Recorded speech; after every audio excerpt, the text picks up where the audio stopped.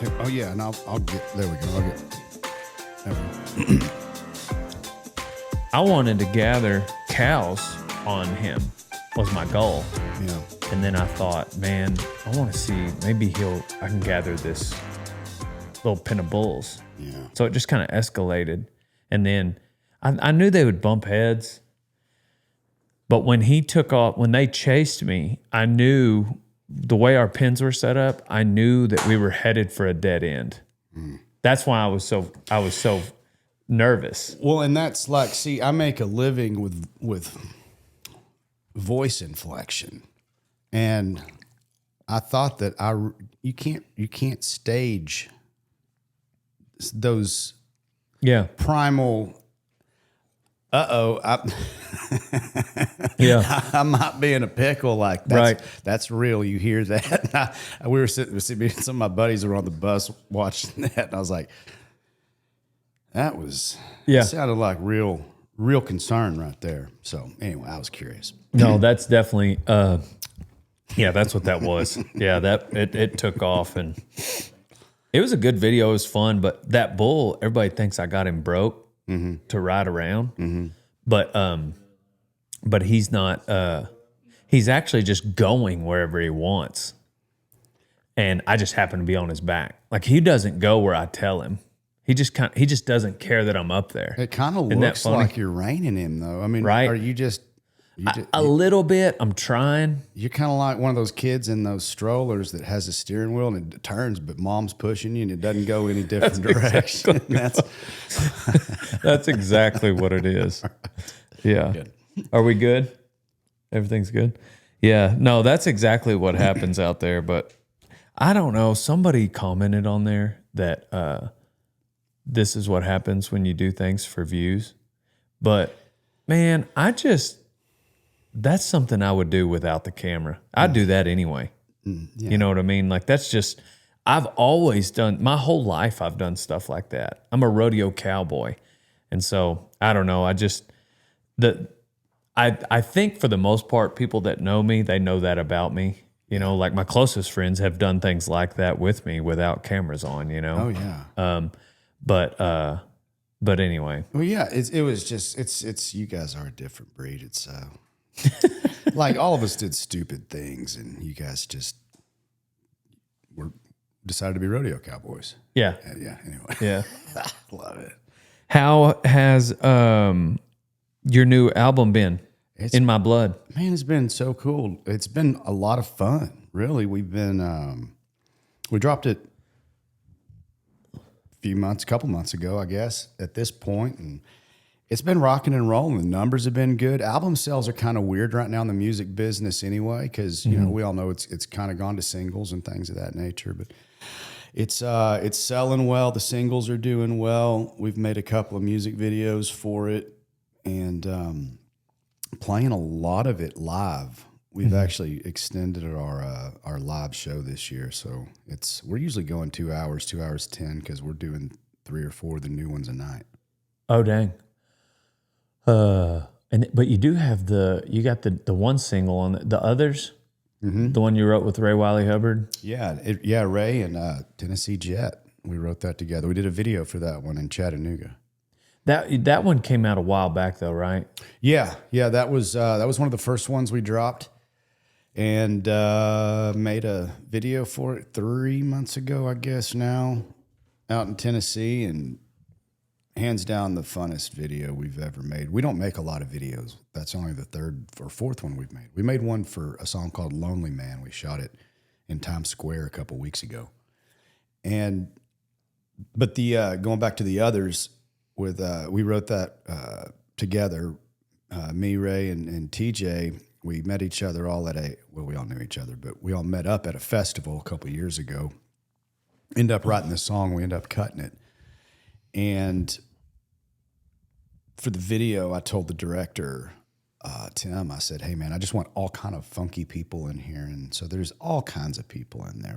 We had everybody from, we had punks and metalheads and bikers and rodeo cowboy. The rodeo cowboy, actually, we filmed a scene where he literally sound like my 16-year-old daughter, man. he literally, they usually mean figuratively. That's a whole nother can of worms. Anyway, he roped the chandelier and popped a bulb when the lariat hit it. And we were able to keep that shot. So you see this cool plume of smoke and he's swinging from it. And we have some trick rodeo riders there doing some cool stuff. A guy and his wife that have had circus experience, like barrel roll, fire breathing. We just did all this really, really rad stuff just to send the message that, everybody's got cool stuff, man. Yeah, everybody's different. And there's it's okay to be one of the others. It's okay to be one of the outsiders. Yeah, the outsiders I've always been an outsider, so it's always, outsiders have always been attractive to me in that they're usually more real. And there's not usually a false pretense with people that kind of walk to the beat of their own drum, so to speak. And that can be whatever drum you're walking to, That's who I generally navigate to. Outsiders find outsiders and spice of life, man. Yeah, that and I mean, I guess Ray Wiley would fit into that category, obviously. Tennessee Jet. Like that's who they are. I've said in more than one interview concerning that song specific with those two guys was that those two guys, in my opinion, are two of the coolest guys in music. Not even being genre specific, just two of the coolest guys in music. And to be able to write with them and I remember the first time I met Ray Wiley Hubbard was over 20 years ago. I was bartending at the White Elephant in the Stockyards. He came in to do a show. And even back then, I knew his reputation. He's just, and was so looking forward to the show and working the show and getting to see him and all that entailed with that job, because at the time I was playing open mic nights and trying to get my foot in the door. And with Jason Eady? With Jason Eady. I talked to Jason yesterday, as a matter of fact. He just cut a song we wrote. Anyway, Ray comes in, and I'm the only one in there. It's the afternoon, they're doing load in, and he walks up, and he's intimidating looking. And he goes, "Hey, man, I'm Ray." And I turn around, I'm like, "Oh, yes, sir, I'm Cody. I'm going to be bartending tonight," and this and that. And he goes, "Hey, man, I got a question for you. Did you guys happen to get those 2 vegetarian platters that we ordered? Not all of us eat meat anymore." And I was like, "Oh, yeah, absolutely. We got 2 veggie platters upstairs waiting with the rest of the, I guess, whatever we had for them at that time." And he was like, "Thanks, man." It was like kind of like talking to Billy Gibbons, and yeah. it's kind of the same kind of cool with those two guys. Man, with a voice like that, I just see him cutting into a big old steak. Like Yeah, right. Yeah. He's just so nice. He's always been nice. He's always been kind. His book is great. It's called A Life Well ... Lived. And it's a great read. He signed it for me the day we met back up there at the festival. But no, he's one of the best. And I just played a festival with him. Not a festival, I'm sorry. A Robert Earl Keen thing. Benefit for the flood victims. And I got to see Ray the other day. And it's always great to see him. And but writing a song with him's certainly a treat. Certainly it's one of my favorites to play live right now too. What that, and then well, what are some other guys? It's interesting, like some of you guys that have such a long career in the industry, the people that do end up inspiring you, like Ray Wiley Hubbard. You got to do a lot with Jason Eady, but who are some of the people that you opened up for that were just like super memorable type experiences and or turned into mentors? there's specific things that I remember, like the first time we played in front of over 1,000 people was a Robert Earl Keen show. We got to go open for him. We were a much younger band. It was a long, long time ago. He was the first guy. He was really one of the first guys. He doesn't even know this. He probably doesn't remember. But that meant a lot. That show that was in Louisiana, that was a big deal for us. Clint Black really getting the Grand Ole Opry to get me on for the first time. I bet that was big. And going really it was an honor because Clint, I look at Clint, I hold him very high. Really? Yeah, as a musician, but first, like as a human, he's given me some of the best advice I've ever been given in this business. There's people like 7-8 years ago, whenever we really started making some headway, we were doing a lot with Jamie Johnson at the time, and I got to see Jamie the other day, and goodness gracious, the list is so long now, but it's more individual. Going back to, there's a local singer-songwriter guy from Fort Worth named Brad Hines that passed away a couple of years ago. That he was one of the first guys that gave me a shot at open mic night when I was first getting into the singer-songwriter type thing, all the way to working behind the bar and meeting all these musicians and learning who was cool and who wasn't. I got to meet Ray Benson and work security at one of his shows, and then got to meet him and hang out with him as a musician later in life. And he was the same dude both times. So nice. Those things really impact me in a big way. It's important to they didn't know when I was just a bartender at their show that Daryl Dodd, he was another one of those guys that he was, he's still a dear friend of mine.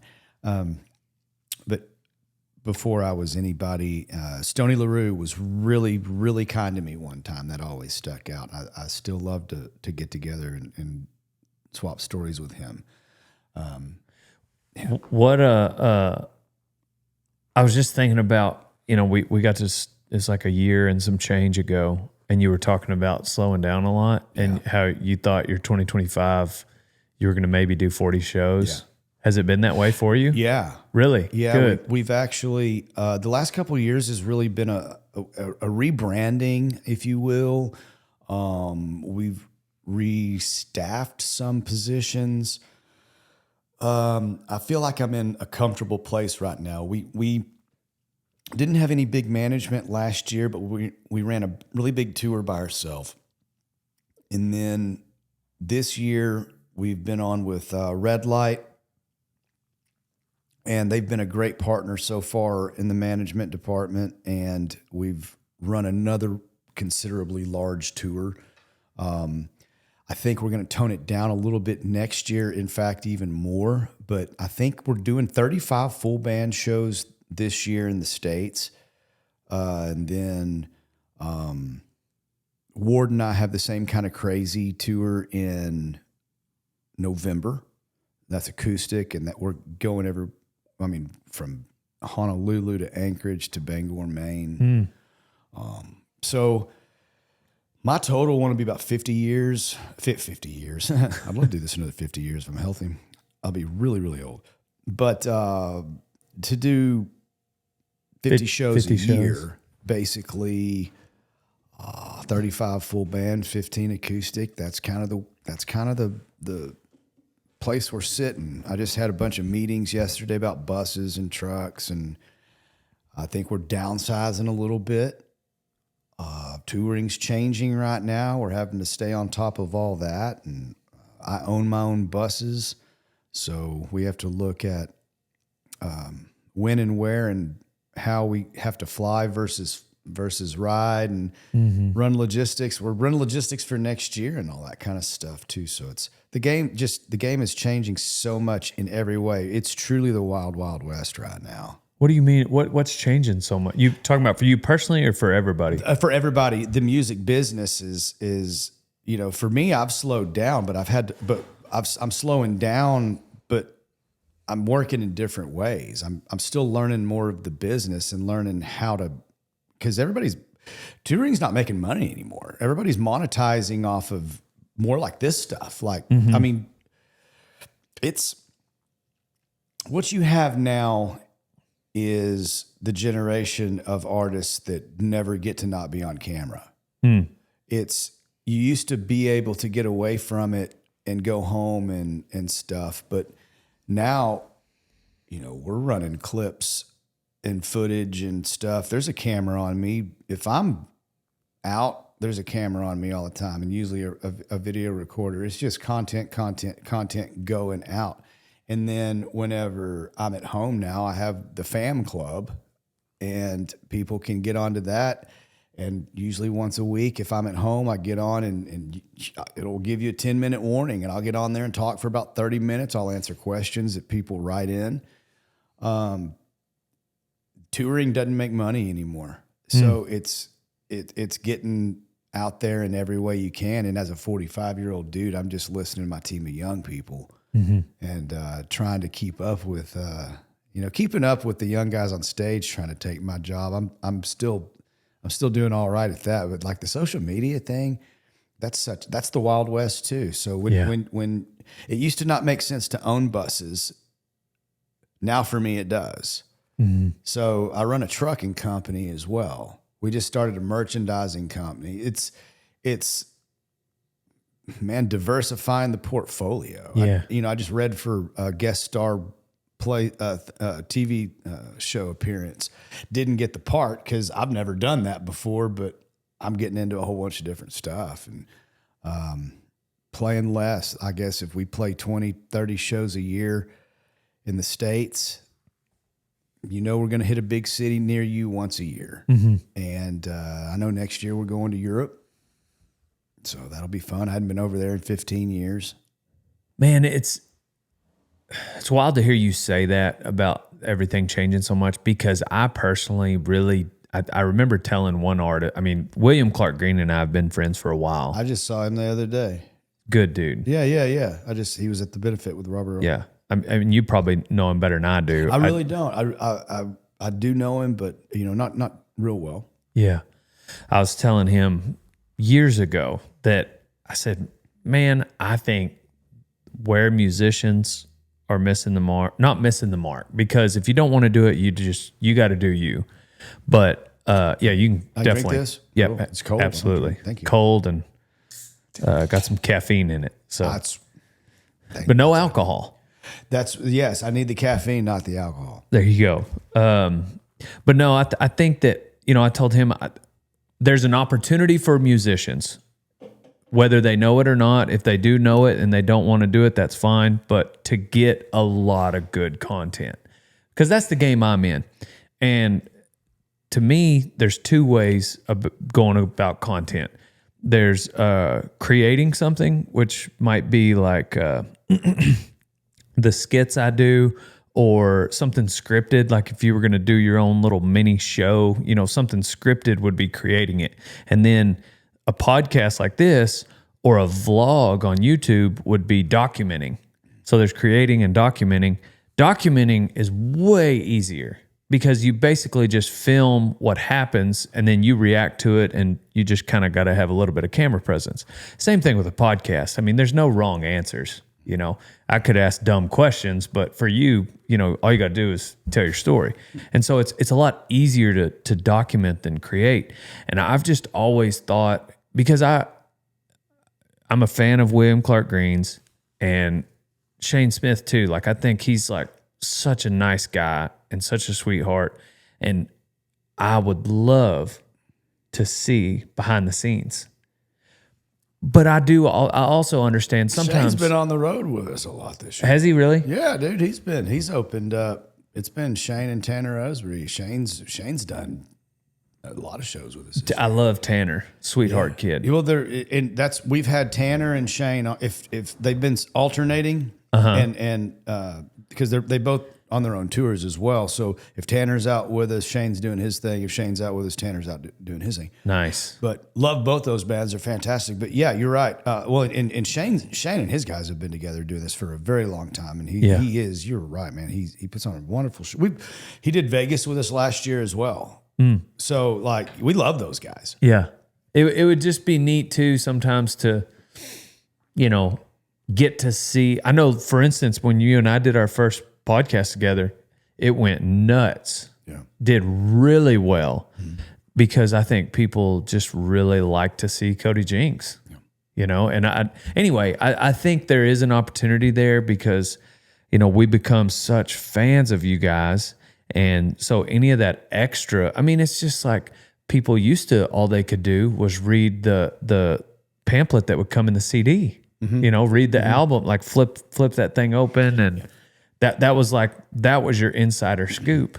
And now with social media and the internet, there's just more of an opportunity. And like I said, I get it though. Like George Strait, for instance, he's listened to a few of my podcasts because Trevor will send me screenshots every now and then. He's like, "Hey, this one, good job, whatever." And but he didn't really want to go on the podcast because, like, why would he need to? Number one, but also like, he's kind of had his. He does his thing on stage, and then what's off stage is kind of his. And so I get that too. Like when you're not on stage, like maybe there comes a point where, like I just want this for me now, and everybody doesn't need to see this.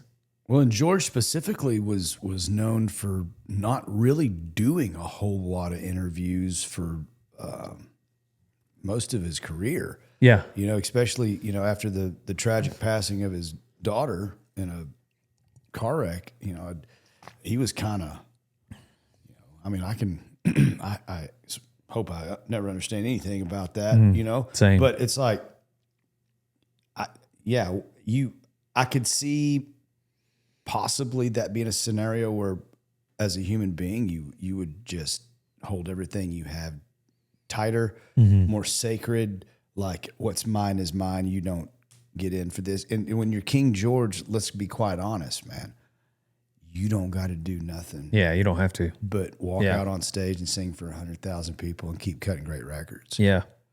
Yeah, and I'm sure that, a lot of industries like that, there's probably the, movie stars are probably like that too. But I guess on the flip side of that coin, what you're kind of talking about is you're still in the game. You've been in it for a while. And now you are having to compete with a 21-year-old with 497,000 followers on TikTok, and they can play one of their songs and it gets 200,000 views on a slow day. Yeah. And so on social media they can. And so that's a tough game. It's a tough balance. It's funny. It's so weird because you're right. If you look up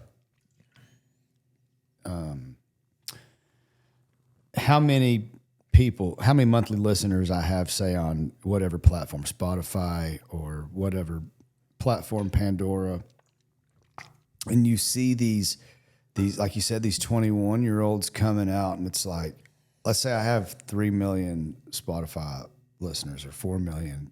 They're somewhere in the range, like that's accurate. Like, that's not a whole lot by a lot of people's standards. Like a lot of my friends, that's not a lot by their standards. A lot of my friends, that's an insanely large amount. But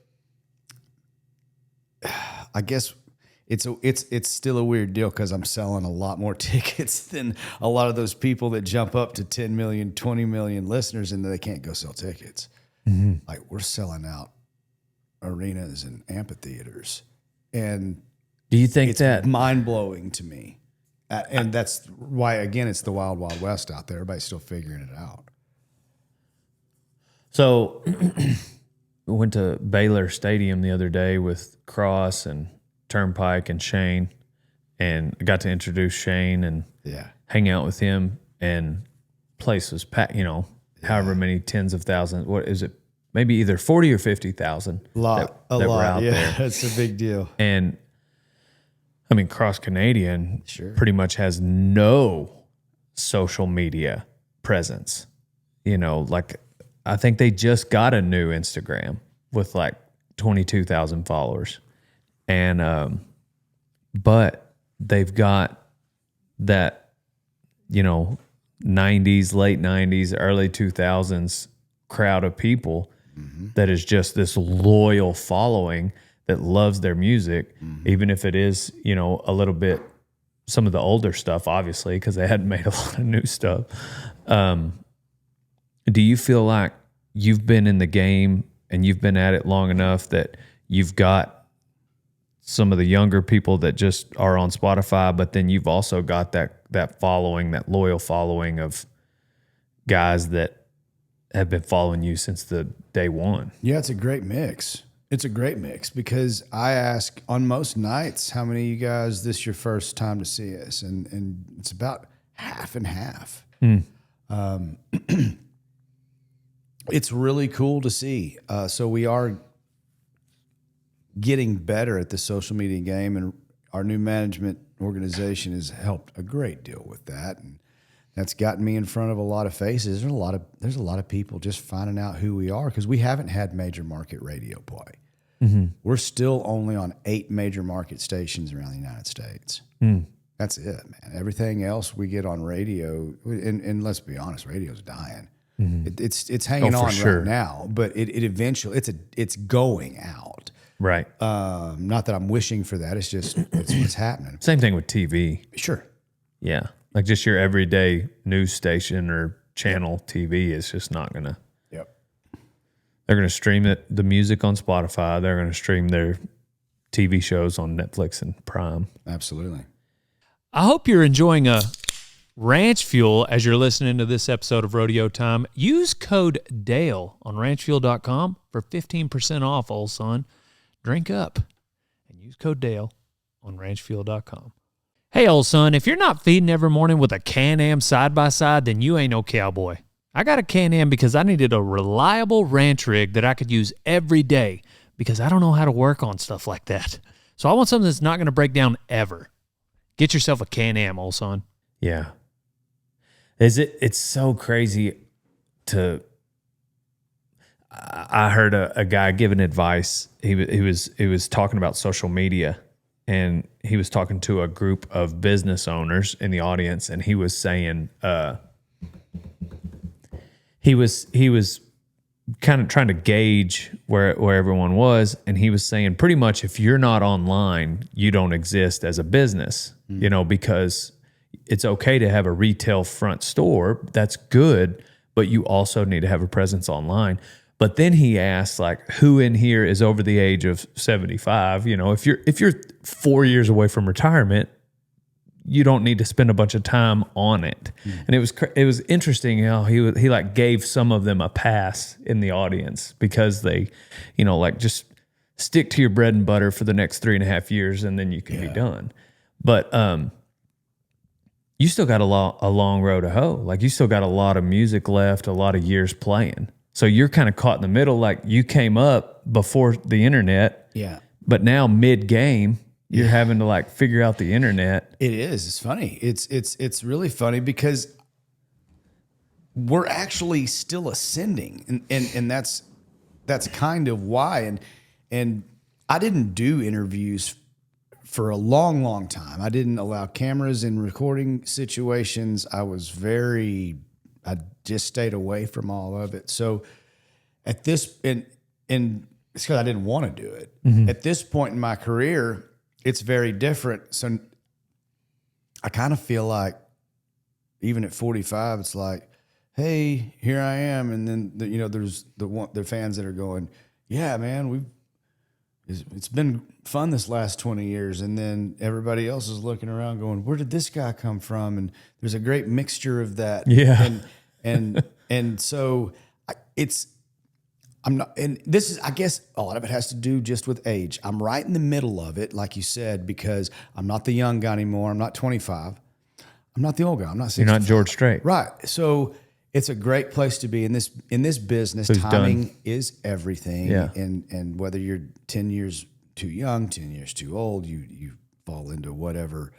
Like Jamie Richards, he's a prime example. I don't know if you know who he is. He's a longtime local. He's a Oklahoma, Texas guy. But he's one of those guys, just complete honky tonker, totally, what you would call a neo-traditionalist.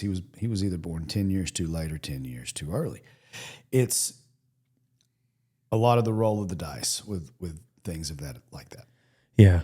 Yeah, and I guess that's probably where George is at. He's like, man, I don't need to jump into that internet stuff anymore. There's no need for that at this point in his career. But so what all do you have going on with your team? I know you're probably pushing the album. You got a few songs left. What does the management company have you working on next? Nobody has to ask me to do anything. I'm working on another record. Oh, already? Already, yeah. Nice. I've already talked to, we're going to get, oh man, I guess this will be late break. You're going to get the inside scoop. There's a guy named Jim Moose Brown. Everybody calls him Moose. He just did Jamie's new one. He just did his new stuff. He just did Ward Davis' new stuff he's about to drop. And I've written with Moose, and I've recorded some on Ward stuff with Moose. But people that don't know Moose wrote It's 5 O'Clock Somewhere. Bought his house, and I think everybody else's house is on his block. I don't know, but he's a longtime friend of some really good friends of mine, and I called him. This is the first time that Josh, our bass player, stepping back from the producer's chair for the last 10, 12 years, I guess. So we're excited about that. We're working on new stuff. I wrote one with Ward Davis and Steve Warner. That was fun. Wrote a couple with Bobby Pinson and David Lee Murphy, and just prepping for a new record, which is crazy to think about because this one's so new. And we're not even done dropping singles off In My Blood, but that's the beauty of how we do it. I don't have a record company that says, hey, you're not on a cycle yet. I'm just a songwriter. So we just put songs out. Like if we don't have the songs to make a record, we're not gonna make a record. But we also just came off the last 2 years. We've been dropping so much material that we had been just sitting on, like the Lefty Frizzell record. We're just dropping material. I've got 6 songs ready to go right now. In the process of writing a couple more. All my songwriting buddies know I'm just on another cycle now. So all my buddies are sending stuff to me. So it's easy to put records together now. We just have our system, our cycle, how we do it, when we do it. It's the band calls all the shots. We get together and start prepping everything, and we really have fun with the process at this point in our career. It used to be a burden to make records at this time. At this point, I enjoy it a great deal, and the whole creative process, and that never stops. So I keep saying I'm working on a book, and I am, and it's about 90% done. Dang. My procrastinating self has about 10% to finish up on it, and I was hoping to get it done by the end of this summer, and I'm procrastinating. So we got a lot of stuff going on. It seems like with your and the line cologne, we got that. Oh yeah, the cologne. Thank you for bringing that. It smells really good, by the way. Thank you. Yeah, I assume that's what you're wearing. I am. Man. Okay, good, because I noticed you had a good scent to you, and so I assumed it was this cologne. Yes, but yeah, sir. that's awesome. So we're busy. It feels like, we're talking about careers and the road you've got left. And I mean, geez, if you just put out an album in July or June, and you were already working on the next album, it's September 2nd. third, then I mean that's all you need, right? I mean, if you're putting out, in my line of work, I tell our team, for them to be interested, we have to be interesting. Bottom at the end of the day, like that's just, we got to put out good. And we had a conversation yesterday. We were talking about, we are constantly looking at the technical side of posting and the algorithm and how to edit and how to start a video. And so we do talk about some of those mechanics within TikTok and Instagram and Facebook. But we ended the conversation with, that's all just theory. We have to make great videos. Yeah. There's no shortcut. Quality. We have to make, they've got to be funny. They've got to be entertaining. And at the end of those conversations, when my mind is going 100 miles an hour on what's the right thumbnail, what's the right title, what's the right caption, how do I, I always am excited with the way that it ends because I love the game. I love entertaining. I really do. I like making people laugh. I like having interesting conversations like this. The videos like on the bull we were talking about at the beginning where, I'm getting chased by the bulls, like that is fun to me. Mm-hmm. And so when I circle back to like two things, like I think that good content wins, like end of story. But the other thing is I was telling the team and they were thinking like, why did this video not do well? And I was telling them, I said, I think that it has gotten just super competitive. And TikTok, for instance, 2.5 years ago, so long as you were posting every day on TikTok, you were going to grow because there were so few creators. There were so many people consuming, but not as many people creating. Now, these days, I mean, there's kids that are 12 and 14 years old that they're starting to put that at the top of their paper as, what do I want to be when I grow up? They want to be a YouTuber. Like some kids want it. Like that's what they want to do. They want to be a TikToker. That's a career path now. And so the competition is fierce. Mm-hmm. But at the end of those conversations, I'm so encouraged because I love this game. Mm-hmm. And I'm like, okay, I think we've got a future because that doesn't bother me. Mm-hmm. And it seems like the way you're talking about, you guys are constantly writing. You're already working on a new album. Yeah. Like nobody has to tell you. That's not the hard part for you is the PR. The hard, probably like. Well, but let me draw the parallel to what you were just saying.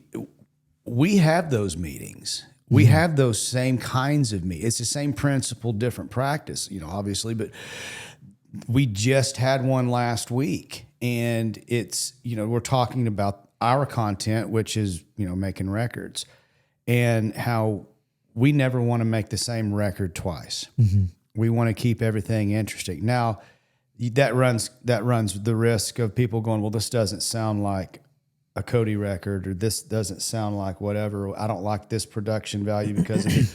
Well, it's like, it's okay. It's great because like, dude, if you had the same guest on every time or the same guest on every week, or you did the same skit or wrote the same, people would be like, well, why don't you mix it up a little? Well, you didn't want me to mix it up. Well, you have to mix it up. Then you take risk and then you end up with, well, why didn't that song work? I like his old stuff. Yeah. I like his, well, I can't make the same video every time, It's just like you said, why didn't this video work? Because we record a song and we're sitting there going, man, we're scratching our head going, God, dude, I thought that was going to be the one, the next, and it's a B-side now. And for whatever reason. So we have those same meetings, and then we've started doing the PR and the content more. Like my buddy called me the other day and he goes, hey man, you want to go fishing next week? And I said, yeah, I do. I'm off next week. We're done with the big meaty part of the tour. I just got home from 6 weeks, man. And I said, I haven't been fishing I was like, dude, I hadn't been fishing in like 2 or 3 months. He goes, oh, BS, man. I saw a video on social media the other day, you dragging your John boat. I go, dude, we filmed that in April. Yeah. Right. Right. It's like, man, yeah. was in the spring, bro. Right. Yeah. Yeah, that's well, my friends call me or text me, what are you doing Tuesday? What are you doing Wednesday at 2:00? And I'm like, man, I'm working. But then they see my social media and it looks like I'm just, kicked back and, having fun, riding a bull around, just, but that's when we get to let loose. When the camera turns on, that's the fun part for me. When the camera turns off, that's when the work begins. But yeah, let me draw that parallel as far as what we do for a living. We truly love entertaining for a living. I tell the crowd all the time, I was like, you guys are the reason I choose to spend when I'm on the road, I spend 22 hours a day sitting on my bus. It's worth the 2 hours to come out here and see y'all smile and see y'all dance and see y'all having a good time and singing along. This guy's laughing to the same guy, laughing and dancing to the same song this lady's crying to. I love, that's my greatest joy. That was my first drug. And so it's worth the 22 hours a day. So when our camera's on, for those 2 hours a day, it's worth it. The work is sitting on the bus. That's the work. That's when I'm actually working. Yeah. Yeah. I'd sing for free. I'd sing on your front porch if I wasn't making a living at it. Yeah. There's for Rodeo Cowboys, I was talking to a friend of mine, Bradley Harder, rides Bronx, went to the NFR like 14 times, something crazy, above 10. And he was saying he retired, and he was like, man, it's not the bucking horses. It was just the travel. If they'd bring the horses to me, I'd still be rodeoing. And I imagine that's the same way. Like it's the 22 hours on the bus that eventually just really grinds you down. Yeah. So maybe that is one upside to all the extra stuff that you can do these days. Yeah, I'm working more from home. Like I'm 96 miles from here. So it takes, and it's all county roads. The biggest, I jump on actual highway for about 4 miles to get here. So, it's an easy hour 45 out here. I work from home. I'll be home by 2:00 today. Yeah. And I'll be on the phone most of the day. We got stuff we're doing. We're planning next year. We're doing a big doing a big cruise in November of 2026. So we're in the beginning phases of that. Planning some Europe stuff. We're making a big push on the Jinks by stacking bills these next few runs when we're home here in Texas and getting over into Louisiana. So I'm staying close mostly for the remainder of the year. We have a couple where I'll have to jump on a plane and go sing a show and then jump on a plane and come home. I'm done with most of my tour bus stuff. So a lot more working from home these days, but being at home also with two teenagers there's a lot of ballet, there's a lot of baseball, there's a lot of band. So I'm enjoying that just as much as the music right now, which I'm having as much fun as I've ever had. Yeah. Do you feel like, the last time we talked about you were in a transition in your personal life from, the rock and roll lifestyle, and you were more so a morning person now and caffeine rather than alcohol. And you were talking, you said that it improved even your shows and things started going well. Do you see a big difference in the audience too? Now that as your life has transitioned, does your audience transition with you? Do you feel like? Yeah, I tell people oftentimes as we're growing up together. We are because I look out in the crowd and I see a bunch of guys that look like me and you, right? That have been doing this thing for a while and we're scuffed up emotionally as well as physically, and that's just where we're at in life. And it's just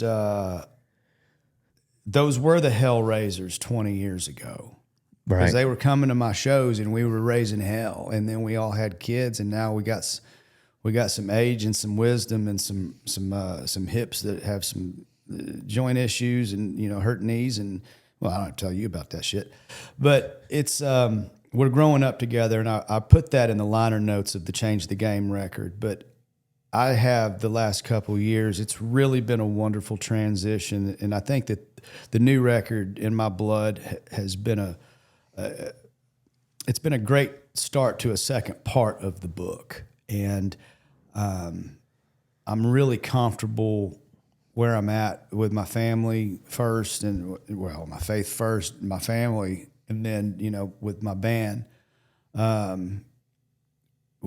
We're in a really great place. We've worked very hard, and we've taken a lot of lumps and had a lot of broken hearts to get here.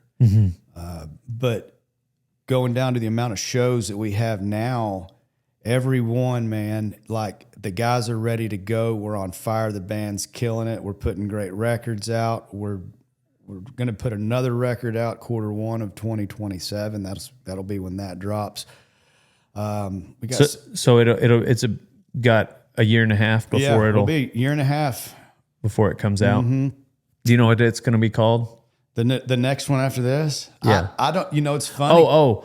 I'm talking the next record. Oh, you're talking about the next record that we're working on already. When's the next one coming out? Well, Q1 of 2027. The record I'm working on right now will be out hopefully in January of 2027. Gotcha. Okay. Yeah.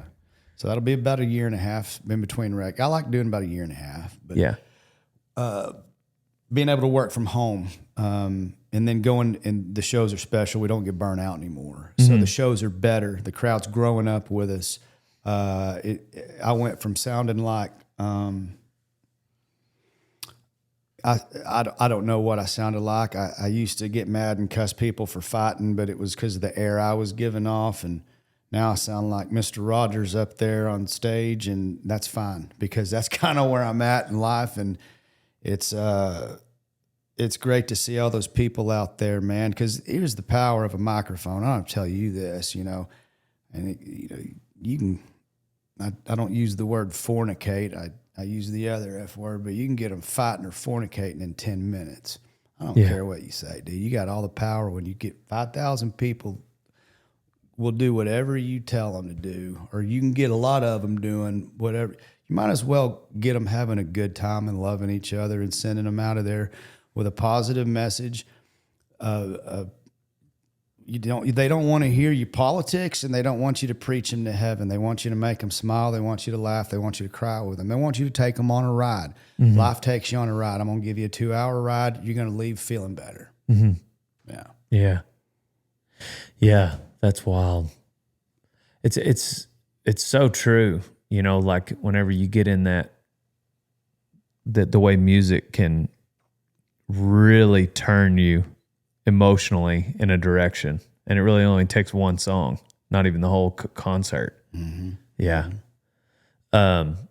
Fewer shows, what they call it, what you said, get off the couch money. So you get to that is a cool part of the career where you do get to kind of handpick those shows. You do. I mean, that part, at least knowing that you don't have to drive to El Paso in a van with sweaty, band members, and you're all going over there for $270 a night. Those kind of shows are probably a relief. I've done that. Oh, I know. I'm sure you have. That exact amount of money in that sweaty van. I did that like 17 times. I'm sure you have. It's probably nice to not have to. Exactly. I know exactly what you're saying. It is. But the guys and gals that have out there and did it that way, you earn that. If you make it this long, and you've earned your stripes, and my wife makes fun of me now because, in jest and in love, she's like, "You've gotten bougie." And I'm like, look, I've been uncomfortable a lot in my life. Like, there was a year and a half of my life I didn't have a bed. A bed. Everything I owned went in the back of an S10 pickup truck, which consisted of an amplifier, a microwave, and a bag of dirty clothes. Yeah. I've done it. You know, I did it, and a lot of gals have. So when you get to that point to where it's like, well, what'd they offer? Yeah, I'm gonna have to pass on that. And then like 3 days later, your agent calls back. They've added another 50, 60,000, and you're like, I guess I'll go. and then your wife's rolling her eyes, going, Right. you used to pray for somebody to drop out so you could pick up $100 show at wherever, you know. And I'm like, I know. I'm going to go to work and be thankful to do it. There were, I feel like a tad bit of, maybe not even a tad bit, a little bit of resentment in some of the singer-songwriters and musicians and just troubadours that like had to do the $100 shows 7 hours away for so long and then finally made it. A little bit of resentment towards somebody that blew up on TikTok. I've been asked about that a lot recently, and the title track to the new record is called "In My Blood." I wrote it with Charlie Starr and, you know, Blackberry Smoke, and it's written from the perspective of a couple guys that have been doing this for a long time, and really, you're losing the last of your true road dogs. You don't have people doing it like we used to. And you can't fault people for making it how the business dictates now. The record companies dictate how people make it, not the people. And that's what's wrong with it, because you don't have to earn your medal anymore. So record people don't know if they're getting tough people. They can get talented people all day. You got to get tough people to do this. And you don't always get tough and talented in the same person. That's why you have so many flops. That's why they own so much of the artist. You know, it's very soft. It's gross, in fact, because some of them make it and some of them, they throw them in and they make it. It's a sink or swim. And if they sink, it's on to the next person they can chunk in there. But these aren't people with road experience. These aren't people that learned how to play in front of 5 people like I did. These aren't people that were singing literally for their supper. These aren't people that could go and sit down for 4 hours and entertain you with nothing but an acoustic guitar. These aren't those people. I am. The people I associate with are those people. We're losing that, and it's because that's what the business is dictating. Jordan made a comment in an interview once about in his era, you got paid. You know, you got paid once you got to the NBA if you could perform. But there was a transition with younger players after him where they would get paid prior, and the way he worded it was they're getting paid on potential, and the problem is they don't have to work for it, and so they have a sense of entitlement. Some of them that comes along with that. Mm-hmm. And so I guess I could see how if someone didn't have to drive 7 hours for $100 or play for 5 people in the stockyards for 10 years at the Longhorn with Jason Eady, then maybe there is a different attitude that they show up with. And it's not that they can't be received. You just have to earn it, just like anything. If you show up by means of that, and you earn your stripes, earn your medal through longevity, through taking whatever lumps this business is going to hand to you, because it's going to hand them to you however you get here.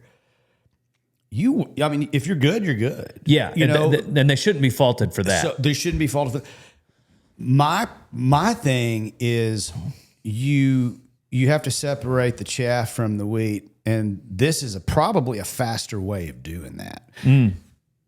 I mean, that's a really, good point. If you want to look at a possible silver lining, you're going to find out if you're going to burn them out or not real quick, because once you just shoot somebody out of a cannon and they're playing in front of amphitheaters, in front of 15, 20,000 people, or all of a sudden you're putting 40,000 people in front of some new young artist that you just found TikTok and they didn't earn their stripes coming. They missed a lot of rungs on the ladder, man. Like when you have to go here and then you work on that next one, then work on that next one, work on that next one. Eventually you get up here, right? Yep. Well, everybody's career is going to take a couple steps back. If you don't have those rungs to fall back on and you just go That's a from good 0 point. to 60, and then all of a sudden you're not playing 40,000 seaters anymore because that crowd is done with you because it's a built-in crowd and it's on to the next thing. You go all the way back down to where you ain't selling no tickets, Jack. Dang. That's a good point. Yeah. I can go back down. We're doing small arenas and amphitheaters right now. I mean, I'm good for 5,000 to 15,000 people anywhere in the United States. Wherever I'm at, I'll pull that between that many people. Okay, Because of your grind. because of the grind, I will forever. That's never going away. Yeah. And the thing is that we knew what we were doing back then when we were building that. Now we're just using social media to our advantage to help that. And so we're having people coming up going, well, my dad always talked about you, but then I saw you on whatever. And, their dads are standing there like,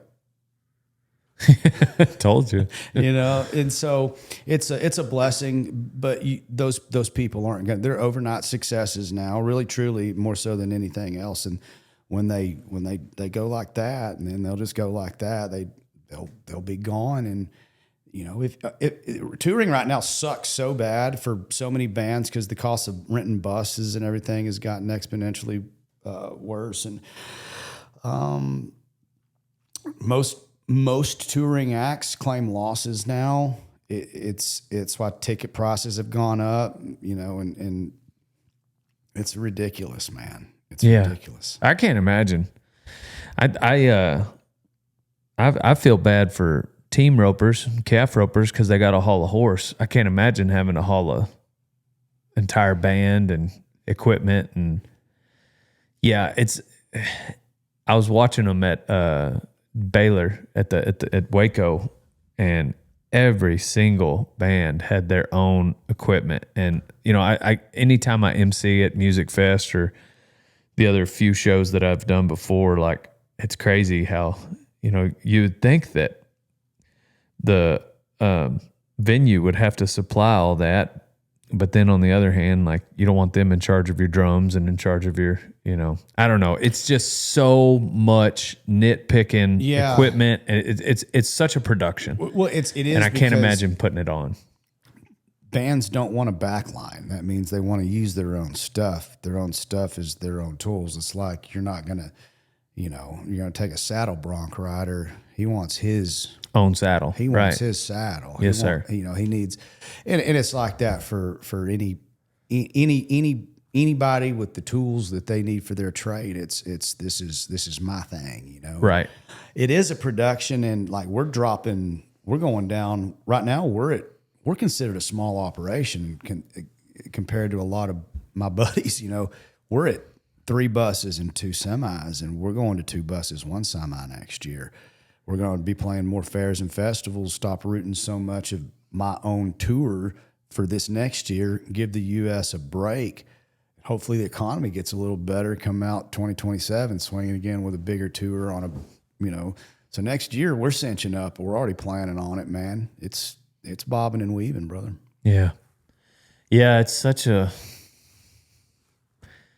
it's neat, knowing that you have that foundation to keep you going. And I can't imagine, like, the options you have in terms of like how you do want to build out your year. You want to keep your band together, keep them going, and but then balance staying at the house and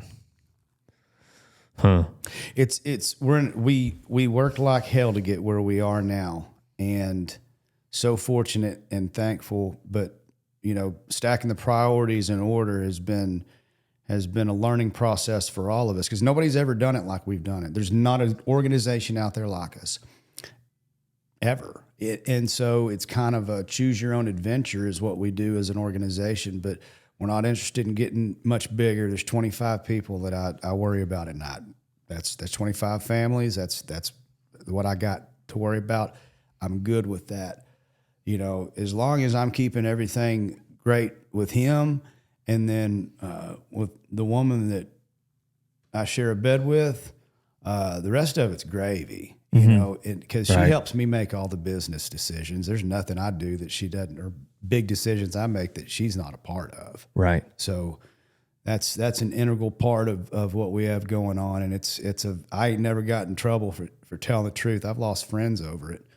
I ain't never got in trouble over it. Yeah. So, I mean, it's stay honest and stay grinding, and you get good shape. Do you have anything you remember wild that you've seen from the stage? I have seen shit that I wouldn't tell anybody, man. Really? I've been so scared. I have seen things that were so X-rated. I've been in scenarios that I promised God that I would never put myself in that situation again.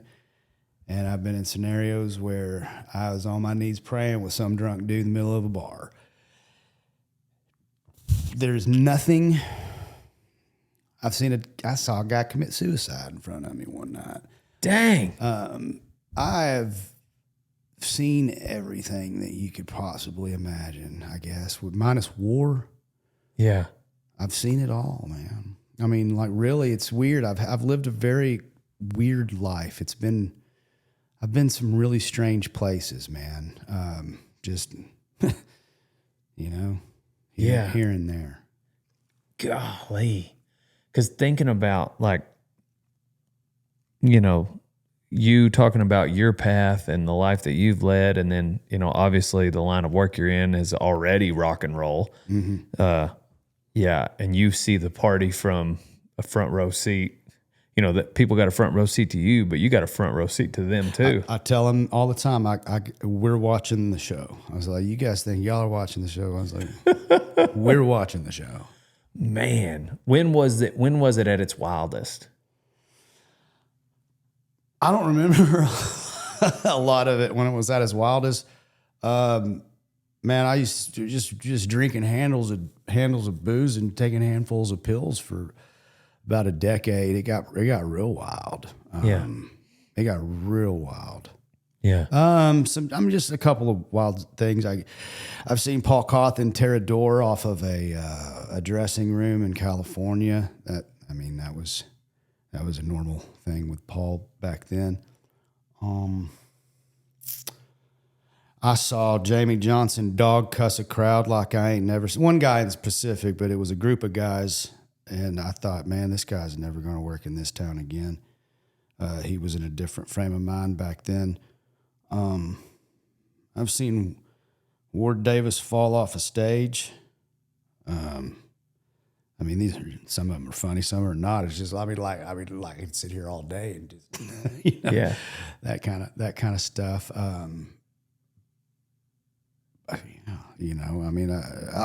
Dude, one of the wildest ones that happened recently, about 3 years ago, we had a guy he came up on stage. He's a big old boy, he's all methed up, and he got up on stage and took two cops to get him. They tased him. He pulled the tasers out. It's on video. You can find it. I think it's on YouTube. Guy pulls the things out. I'm sitting with my eyes closed. Even though I wear sunglasses, I sing with my eyes closed a lot. And this dude was up there and fought off my booking agent, and two police officers broke one cop's arm. And the other cop said we were about 15 seconds from shooting him on your stage. And whoa. That was about 4 years ago in Georgia.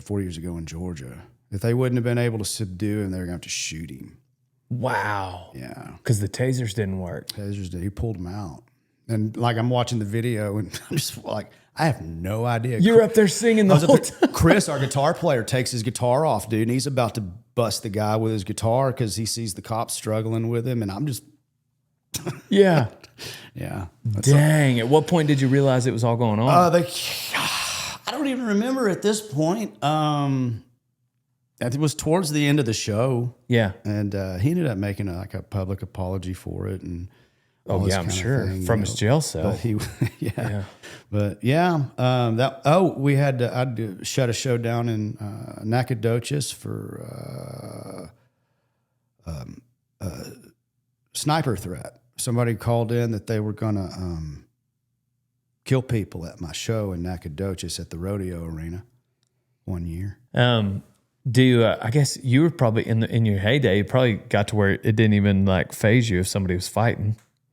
No, it phased me if we were known as being rowdy. I mean, that's what you came to our shows for. We were the rowdiest guys. When us and Whitey Morgan were on the road crisscrossing the United States 10 years ago, brother, we would shut towns down. We weren't even playing. We'd walk into a bar. We'd be on a day off. We wouldn't even be, they'd end up Whitey and Cody or whatever bar, and we'd put $1,000 down at closing time and just say, we're going to keep this MFR open. We're going to go all night, and we're going to take care of your bartenders and your staff. And we'd just throw, even on nights we weren't playing, dude. And we were just raised hell all over the country. It's just every day, just what we did for about 4 years together. Wow. There wasn't anybody going harder or faster or drinking more. I wonder, it's crazy to think about all the people out there that might have a wild story of what happened at Cody Jinks' concert. I get them all the time, and I tell people all the time, man, I'm sure that probably happened, and I hope we had a good time that night. I hope nobody got hurt, and I hope I didn't offend nobody, because I don't remember a whole lot. Do you ever get one where like, oh, I remember you? Absolutely. Yeah, I still do.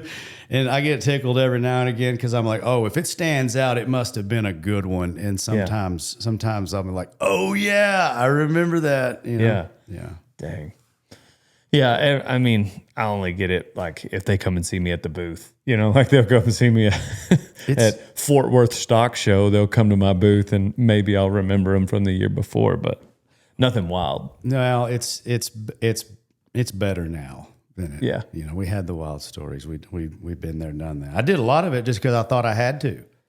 Yeah. Well, shit, this is what we do. Right. This is what my hero sang about. Yeah. I feel like I don't know a lot of musicians, you know, stories. I kind of observe that maybe this is the case, but I know with some rodeo cowboys, they do, like, young guys feel like that's part of the game to add that rock and roll element to after the rodeo. Mm-hmm. And it is I guess that was part of your game early on. You felt like you had to live that life to sing that song. I did, in a lot of, I've talked about this with a lot of rodeo guys too over the years, is that we're all adrenaline junkies. That's a drug for you guys. Yeah. And that's a drug for us being up on stage. Like, we get the same feeling you guys get. Mm-hmm. And when it's done for the night, you don't want to come down off that high. Mm-hmm. So what's going to keep you on that high? Well, sex, drugs, and drinking, bro. Like, yeah. What's gonna trigger that dopamine release after you get off stage or after you just got off fucking bull? Right. Let's go get some women and some bro. Or not. In my case, that wasn't it. Now, I was swallowing hemp. I was a downer guy, and I was all about pills, and I never messed around on my wife. It was all drugs and rock and roll for me. My wife was with me a lot of the time, but you know, it's whatever you want it to be. Yeah. Whatever high you need after that show, you can find it. Yeah. Yeah. That's the problem, is if somebody thinks they need it, if they go looking for it, you ain't got to look long before you find it. You do not have, you can put, minimal I've learned effort. this about addicts because I am one. You can take 20 people in a room, and 2 of those people are drunks, they'll find each other. 2 of them do smack, they'll find each other. Yeah. 2 of them on meth, they'll find each other. It's just, yeah. you know, you can find what you're looking for. Game recognizes game, I think is how they say that. Game recognizes the game. You go looking for snakes and you will find them. You done some math? I think you've done some math. Dang. Well, love the new album, In My Blood. Love the single that came out even before that, The Others with Ray Wiley. Yeah, and man, I gotta catch you at a show. You said Vegas. Are you going to Vegas during the NFR? Going NFR, yeah. Oh, sweet. Let Where? me know, man. We'll be at the Cosmo. We'll be at the dadgummit. We're moving from Dolby last year to we'll be at the Cosmopolitan. What's the freaking room? Anyway. Yeah, but it's there. We'll be out Dang, there. that's NFR. awesome. We'll be out there at that. I go to NFR Is every Shane year. playing with you again there? Shane's not going to be with me this year. Shane played with me last year at the Dolby, but Ward Davis will be with me this year. But I go out every year. Nice. Every year, we pull Bloomer trailers around, so I go out there and say hi to those guys. And there's a lot of the times that's the only time I get to see some of my buddies. Right. Is when we're all out in Vegas together. Yeah. So it's a work trip for me too. But man, if you're out there we play 2 nights, so Yeah, I'd love to come see you. you let me know, brother. For sure. Yeah. Yeah, well, you guys check out In My Blood. Check out the new album and look out for another one coming soon. Look out for Cody at a show near you. And got to follow along with the shenanigans on social media. A lot of shenanigans. I enjoy the shenanigans, really. As long as we get it knocked out real quick, I'm like, yeah, roll it. Yeah.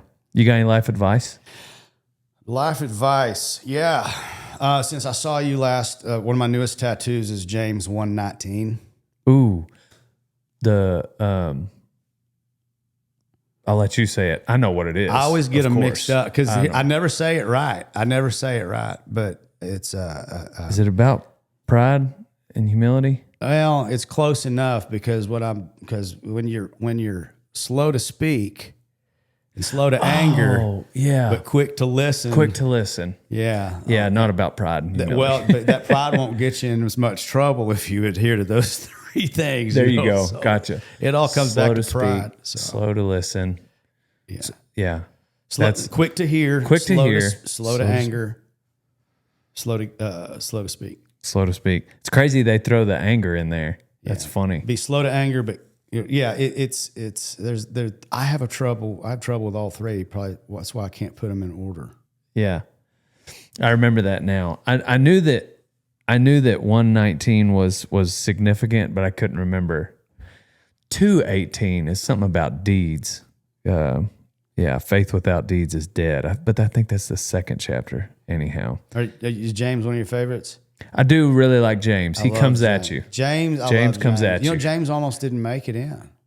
Oh, I did not know that. Yeah, I just recently learned that. A buddy of mine is doing a big study on James right now, and then I did kind of my own thing on it. And almost did not make it into what we have as a Bible today. Yeah, well, James, I know the only reason I really know 2:18, a pastor broke down, because Ephesians 2:8 says we're saved by grace through faith, not from works, so that no man can boast. Mm-hmm. Saved by grace through faith, not works. Well, then James says, hey, faith without works is dead. Right. And but my pastor broke it down as like, it sounds like it's 2 different things, but really it's 2 eyeballs gives you depth perception on an issue. Mm-hmm. 1 eyeball, it's just harder to see deep. And then, but they were talking to 2 different crowds of people. James is talking to very, I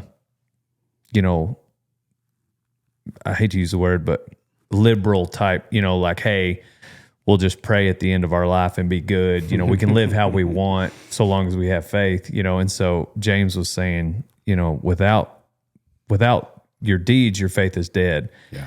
And then it's not real faith if you have 0 deeds attached to it. And then, but Paul was talking to in Ephesians the opposite. They were very legalistic. They didn't have faith. And so he was talking to a legalistic crowd that was like trying to ride their works to salvation. And anyhow, I've just heard people feel like James didn't fit, but because he was talking to a different group of people, it's like, no, it's a relative message. He's just talking to somebody that is living a different life than the Ephesians. Yeah, because that's been one of the things that every church has gone round and round with that same one forever, man. Yeah. Faith without works. Yeah. Yeah. Man, it's crazy how long that book has been around, but it'll just hit you between the eyes still every now and then. But I like that. I'm going to try to remember that 119. I forgot about that one. Yeah, I like that one. That one kind of coincides with my therapy. There you go. Yeah. Yeah. Cool. Well, I appreciate it, Cody. I appreciate you coming on, and we'll be sure to tell everybody about your new album. Thank you. I appreciate it. Thank you for your time. And let me know about Vegas. And Yep. we'll get you Shoot, fixed yeah. up. On to the next one, everybody. Pow, pow. RodeoTime.com is the only website that should exist because it's the greatest apparel line that has ever existed. So go there now to get a t-shirt, a hoodie, a cap, a vest, whatever it is you need. Go to RodeoTime.com, old son. Ever since I started riding bulls and punching fools, I've been wearing an American hat because I'm an American. I actually wore a different hat before that for the longest, but then my mom got a job. So wear an American hat, old son. Otherwise, you ain't no cowboy.